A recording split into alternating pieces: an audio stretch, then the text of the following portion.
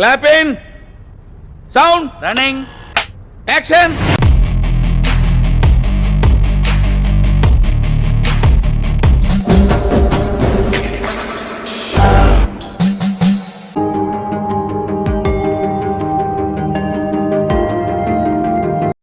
నా bed boil అయిపోయింది.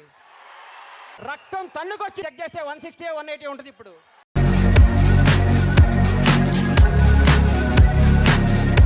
నా మైండ్ బ్లాంక్ అయిపోయింది. నా బ్లడ్ ఎన్ని వేల కిలోమీటర్ల స్పీడ్లో పరిగెడుతుందో నాకే తెలియలేదు సార్.